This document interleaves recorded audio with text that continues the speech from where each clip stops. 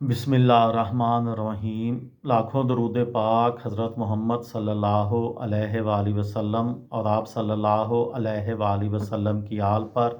अस्सलामु अलैकुम। मेरा नाम इफ्तिखार अहमद है और आप मेरा यूट्यूब चैनल नॉलेज देख रहे हैं। 45 साल कब्र खाना काबा का मुहासरा हुआ था, उसके मुतल्लिक़ कल एक वीडियो बनाई थी। वाक़यात कैसे रूनुमा हुए, आज उसका दूसरा हिस्सा। मस्जिद अल हराम एक बहुत बड़ी इमारत थी जिसमें सैकड़ों मीटर लंबी राहदारी थी। उस वक़्त ये इमारत 2 मंजिला थी।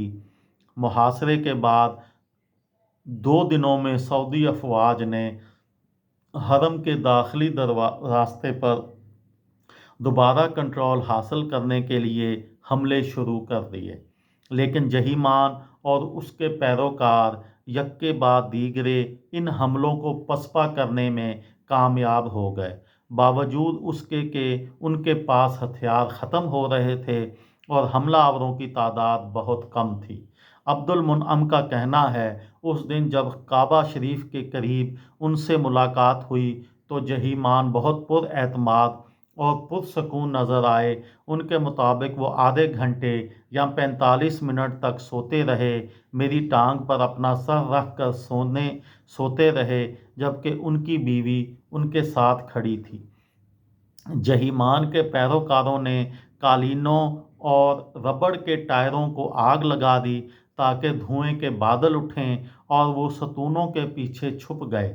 अब ये पनाहगाह मैदान जंग में तब्दील हो गई थी और हलाकतों की तादाद तेज़ी से सैकड़ों तक पहुंच गई।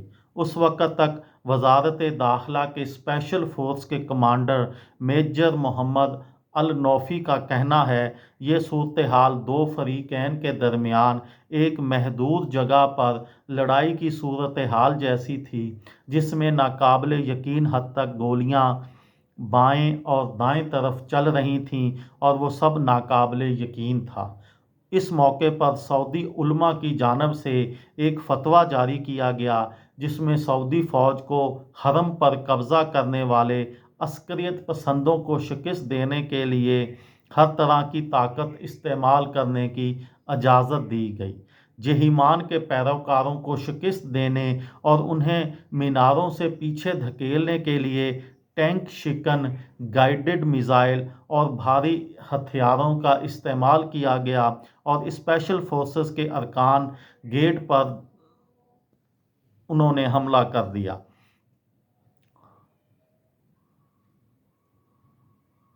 अब्दुल मुनअम सुल्तान कहते हैं, उन्होंने ये सब देखा था कि अल कहतानी की आंखों के नीचे 2 हल्के ज़ख्म थे और उनका लिबास फटा हुआ था और गोलियों के सुराखों से पुर था। मुझे यकीन है कि वो बग़ैर किसी तहफ़्फ़ुज़ के कहीं भी ज़ाहिर हो सकते थे, क्योंकि वो आखिरकार अपने आप को मेहदी कहते थे। लेकिन अल कहतानी का गोलियों से अपनी ज़ात को हासिल इस्तिशना खाम साबित हुआ और वो जल्द ही गोलियों का निशाना बन गए। इस मौके पर एक और ऐनी शाहद, जिन्होंने अपनी शनाख्त ज़ाहिर करने से इनकार कर दिया, कहना था कि लोग चीखने लगे कि अल मेहदी ज़ख्मी हो गए हैं, अल मेहदी ज़ख्मी हो गए हैं, और उनमें कुछ ने भागकर उनकी जान बचाने की कोशिश की, लेकिन मुसलसल गोलियों ने उन्हें अल कहतानी तक पहुंचने से रोक दिया और वो पीछे हट गए। उन्होंने जहीमान को अल मेहदी के ज़ख्मी होने की इत्तला दी, जिन्होंने फिर अपने पैरोकारों से चलाकर कहा कि उन पर यकीन ना करो, वो छुपे हुए हैं। छठे दिन सऊदी अफवाज मस्जिद अल हराम के सहन और उसके आसपास की इमारतों को कंट्रोल में करने में कामयाब हो गई, लेकिन जहीमान के बाकी मानने वालों ने अपने आप को मौजूद बहुत से ज़ेरे ज़मीन कमरों और सेलों में बंद कर रखा था, क्योंकि वो ये यकीन रखते थे कि उनके लीडर यानी मेहदी अब भी हरम में कहीं जिंदा हैं।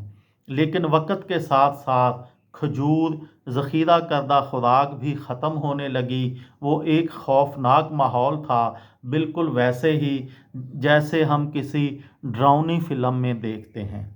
یہ واضح ہو گیا کہ سعودی حکومت کو باغیوں کے رہنماؤں کو زندہ پکڑنے اور محاصرہ ختم کرنے میں مدد کی ضرورت تھی۔ انہوں نے فرانس کے صدر والری جسکار دابستان سمیت کئی حکومتوں سے مدد کی درخواست کی۔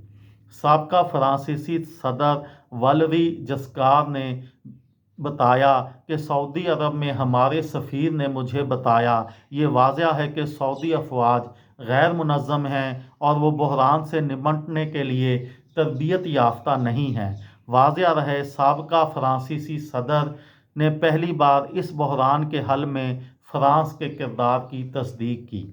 انہوں نے کہا سعودی حکومت کی کمزوری، اس کی تیاری کے فقدان اور تیل کی عالمی منڈی پر اس صورتحال کے ممکنہ نتائج کی وجہ سے یہ معاملہ میرے لیے خطرناک ثابت ہوا۔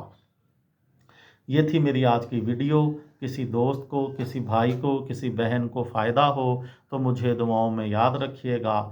دل دل پاکستان، جان جان پاکستان۔ السلام علیکم۔